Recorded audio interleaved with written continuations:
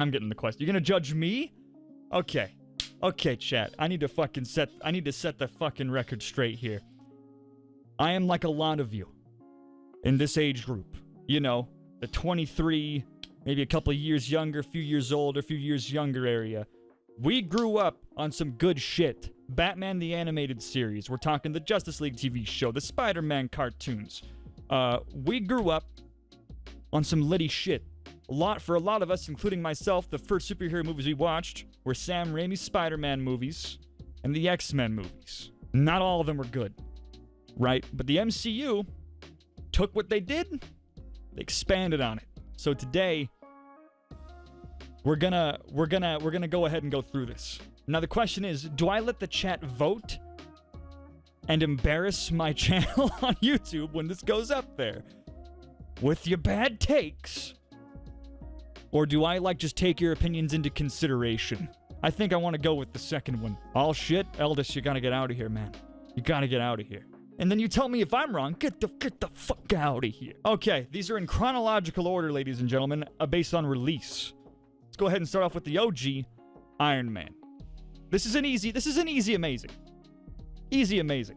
The only thing keeping this from being god level is that the MCU had not quite figured out the villain thing yet. Villain was a little bit milquetoast, but Robert Downey Jr.'s performance carries the movie further than pretty much any... I mean, he's just perfect. He's perfect. Iron Man in the comics is boring as shit. Boring as shit. I think this is a safe amazing.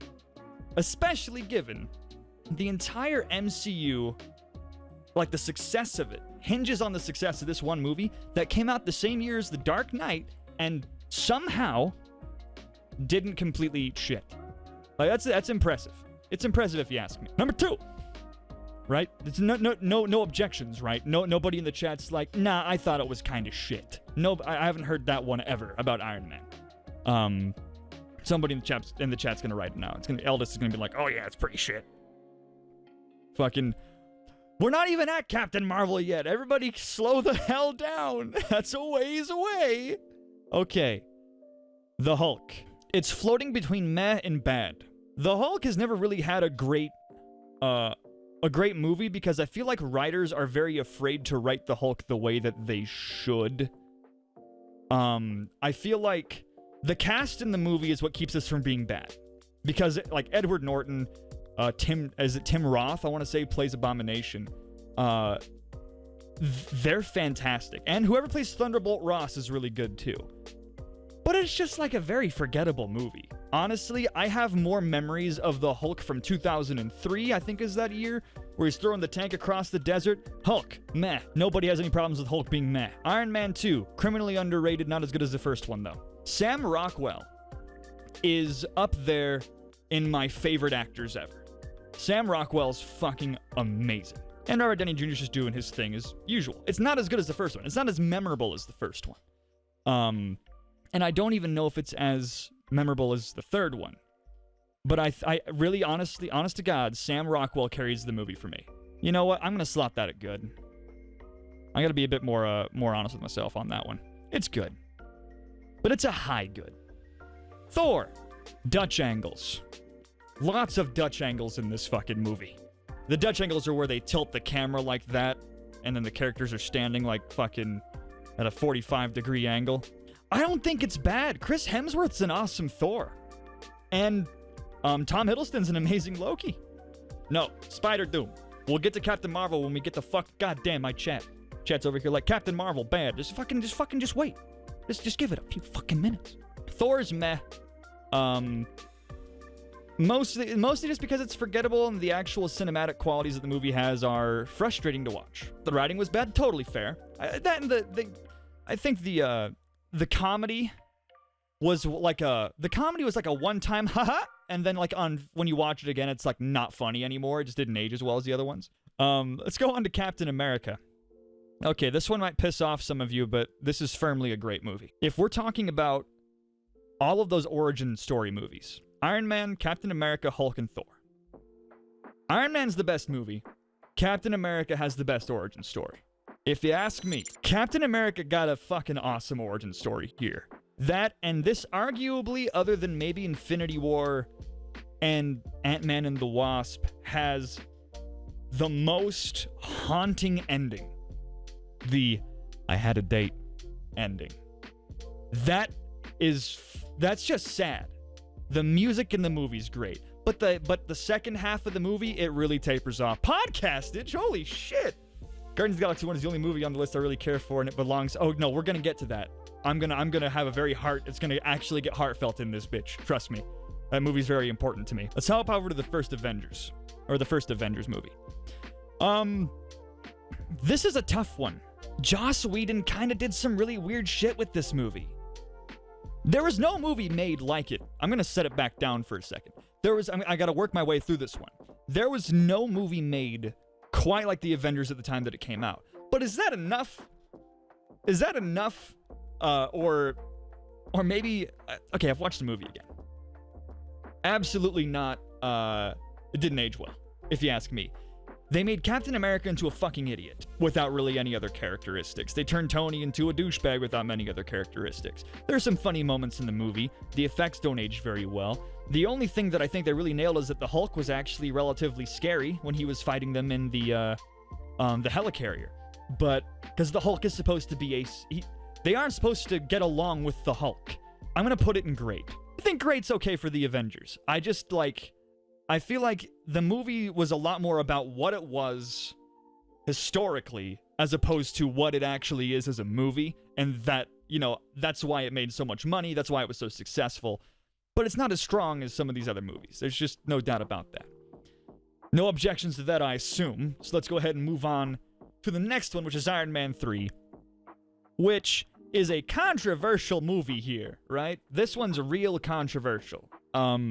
Obviously because of the Mandarin shit, which pissed me the fuck off when I watched this movie. I thought they had taken the Mandarin and done something similar to him that they did to Bane. The Mandarin turning him into, he was scarier than shit. Ben Kingsley is an S-tier actor playing a super intimidating character, and then they just fucked him. They just fucked his character.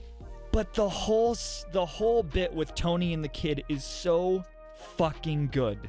And it gives you an idea of the relationship he had with his daughter to an extent before he dies. That's how he is with kids. And in that way, a lot of these movies that come out later are informed by movies that precede them. I'm going to put it in good. Because I think that it's got, I can't let the Ben Kingsley thing piss me off forever. Because at the end of the day, they did technically retcon it. Its major flaw is the Mandarin thing. Hurts me as a comic fan, but as a movie fan, could have been worse. It could have been worse. Speaking of worse, you all know what it is. Do I even have to explain myself? What even happens in this movie? They hit the ether. There's a Malekith. I think that's the Dark Elf's name, right? Something like that. But it's just trash. It's fucking trash. Some of the dynamics with Hiddleston and Hemsworth were okay, but they weren't any better than they were in Thor. It didn't do anything to improve it, and the villain got worse. So, fuck it. I just don't care about this fucking movie. Hey, Winter Soldier, that's a god-level movie. We need a clap for the god-level movie. Fantastic. I also don't think I need to explain this one, because this is the first mind-bogglingly amazing superhero movie that they did. The martial arts choreography is next level. I have never seen a superhero movie do it as well. Because that's one of those things about, some more CGI-driven movies is you kind of lose me on the combat sometimes.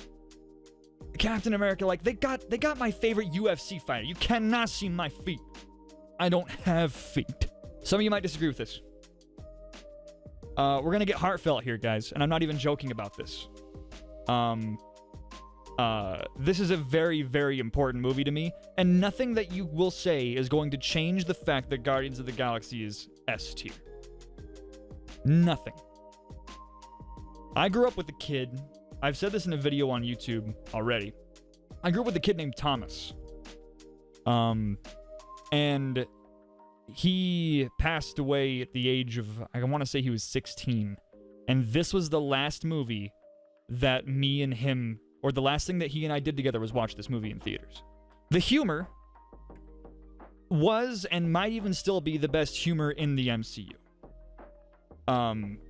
It aged extremely well. It's just a super fucking good movie. And the soundtrack, second to maybe only the second one. Love the soundtrack. Yeah, God tier. No debate. No debate. Age of Ultron. This is a tough one because you guys are going to be split on this. This is a polarizing movie. The primary complaint. Did fucking podcastage let Ping Pong get a sniff of those stinkers, please? I enjoyed James Spader as Ultron. Here's my problem with the movie. Ultron, it's implied that he's not around anymore. Ultron should have lived. I understand people like the extra robotic, extremely deadly, kill-all humans style Ultron. But I actually kind of liked what they went with here, just because it's an AI attempting to humanize itself and doing a terrible, terrible job. I think it's a good movie. Something just occurred to me about this movie. Obviously, introducing Quicksilver and killing him was kind of annoying. Killing Quicksilver via gunshot wound, if I remember correctly, which is bordering on the dumbest shit I've ever seen. Let me get that toe jelly. Oh, no. Speaking of middle of the road, Ant-Man is a high good. It's higher than Avengers, or Age of Ultron. It's higher than Iron Man 3. I'd put it higher than Iron Man 2 as well. Villain is just boring. To me, it's just kind of a middle of the road, high good, low great movie. Like, I would put it right. Well, if I'm being honest with myself, I'd put it right here. Because I do think it does better justice to Ant-Man than the Avengers did with the fucking Avengers. This movie the Avengers just didn't age well. When we get to shame Brie Larson. Jesus Christ, you guys are horny to shame Brie Larson. Everybody just fucking Jesus Christ, shut the fuck up. We'll get there when we get there. All right, Civil War, God tier, fight me. Here's the kind of fucked up thing, though. It should have just been an Avengers movie. But, Captain America, you could tell which way the directors wanted us to think to a degree in this movie. You guys are horny to shame Brie Larson. You guys are! You guys are horny to shame Brie Larson. Captain America, Bucky, and Iron Man really shine here. Introducing Spider-Man was totally unnecessary, but thank you. Because Tom Holland's a treat. That movie rocks. You fell asleep during this movie, then you got fucking narcolepsy, alright? This is a good movie. Fuck you. Moving on. We got Doctor Strange. Somewhere in these three. Dormammu was kind of putting it in amazing. Because of Benedict's performance. And then the special effects. The special effects in this movie were unparalleled when it came out. Like, they were just dope. Dope as fuck. And Benedict as Doctor Strange is like a dream casting. More so than I think pretty much everybody else on this in the MCU for me. Benedict, he just looks like Doctor Strange. Like he's like Chris Hemsworth kind of looks like a Thor. Like when he has the long hair and they really do him up, he looks like it. But Benedict walking around on a normal day looks like Doctor Strange. It was perfect. Guardians of the Galaxy Volume 2 was not as good as Guardians of the Galaxy. I'm gonna say this is above Ant-Man, but was it above Captain America? It's a tough one. Kurt Russell did a fine job. He played Ego, the Living Planet. You know what? Yeah, I'm gonna put it in great. Because the thing that drops the movie's quality for me, because obviously the soundtrack is great, the acting is still fine. Give Chris Pratt, Star-Lord, new powers just to fucking take him away at the end of the movie. It was like, why? Why did you do that to me? I'm not putting it the highest grade, though. Captain America. Yeah, I'm with Kyle. Kyle in the chat. Captain America is still the better movie. Just because his origin story is so fucking good in that movie. Oh my god. Spider-Man. Here's another one. I fucking love the new Spider-Man movies, alright? I understand if you're in my age group, it's taboo. You're supposed to like Tobey Maguire better. Here's my take. Tobey Maguire is an awesome Peter Parker. Not a great Spider-Man. Andrew Garfield was too douchey of a Spider-Man and too hot to pull off Peter Parker. Tom Holland is perfect. He's the balance to me. And the Vulture, which is one of my least favorite Spider-Man villains, they found a way to make the Vulture compelling, which was nice. Tom Holland's my favorite overall Peter Parker Spider-Man combination, I would say, that I've seen. I'm hoping that in the third one I get to see a middle-aged Tobey Maguire Spider-Man. I feel like that would be super funny. Like he fucking swings and then he pulls his shoulder out or some shit. Maybe throws his hip out. That'd be fucking great.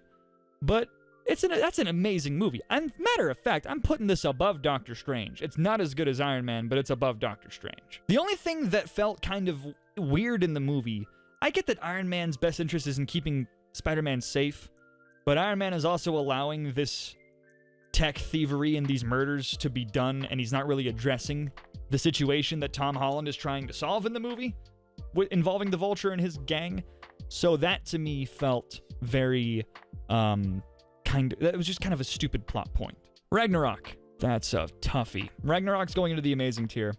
It's the best Thor, like, Infinity War is bordering on a Thor movie. This movie took the Thor franchise, which was on average kind of shit, and they actually made Thor a watchable character. Taika Waititi did an amazing job. Here is the reason why it's not God tier. And I understand a lot of people, because like the Hulk is good in this movie, but I can't get behind a lot of what they did with the Hulk in the MCU as a whole. The Hulk pulls the MCU back because they are afraid of doing that character properly. Now, the reason why the Hulk hasn't had a standalone movie other than the one is because that movie was actually produced by Universal Studios. Marvel cannot produce a Hulk movie with Hulk's name by themselves, which is why Hulk was in this movie. It was the first step in making the Hulk a bitch boy. We'll get into that in a bit, because I'm going to hold myself back here. But it is the best Thor movie. It is a God-level Thor movie. It is an amazing MCU movie. Black Panther. Black Panther is the victim of Infinity War. I'll put it high grade because of Killmonger, one of the best villains in the MCU. The effects were horrible in this movie. You can't get around that. But the performances as usual. You know, Chadwick Boseman. You know, R.I.P. obviously. He was Black Panther, but the movie didn't get enough support from Marvel, obviously, with the actual, you know, special effects and such. It's the victim of a far, far larger scale movie taking place within like a month of it coming out. And we're gonna get to that, because Infinity War is my favorite MCU movie. There are far more ways to fuck up Thanos in a movie than there are to do him correctly. Because Thanos in the comics is a very annoying character. He's childish. He throws a lot of tantrums. In the comics, the entire reason behind Thanos destroying half of the universe is to get pussy. Yeah. In the comics, he's in love with the personification of death. And he wants to impress her. That's essentially why he does it. Giving him a more believable reason, and giving him Josh Brolin's voice, and giving him, I guess, the, very competently well-written dialogue. Because large-scale villains like that are extremely hard to pull off. And they pulled him off. Do I think the movie's perfect? No.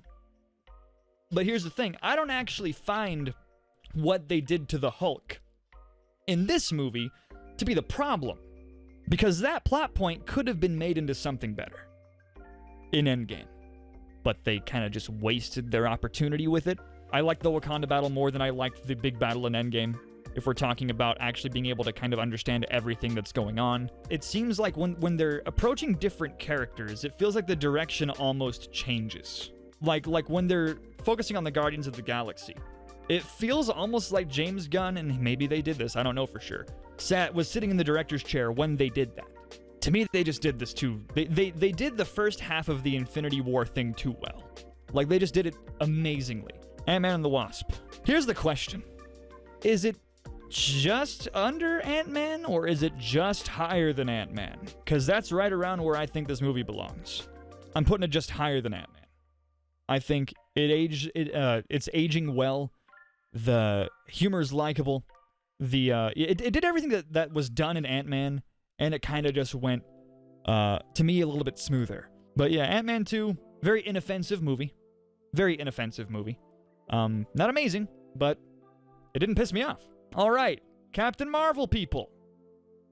Hey, I'm saying the words. Come on out of the woodwork. Let's have a conversation about this.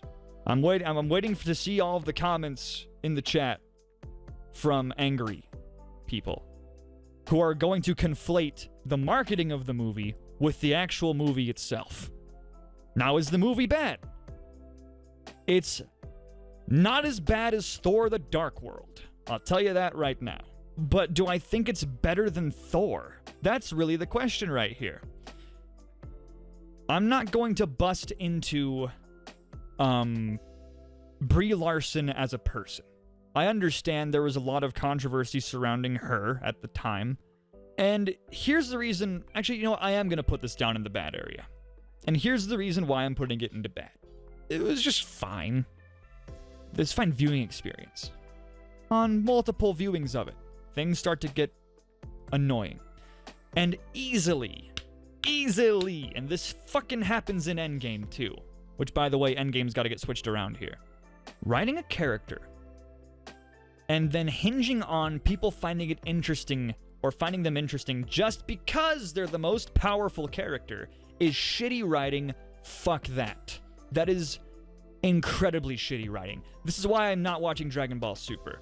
I'm sick of stakes getting raised for no fucking reason and then skipping out on character development. It makes no sense. Why would you do that? And they're just like, nah, she's just stronger than everybody.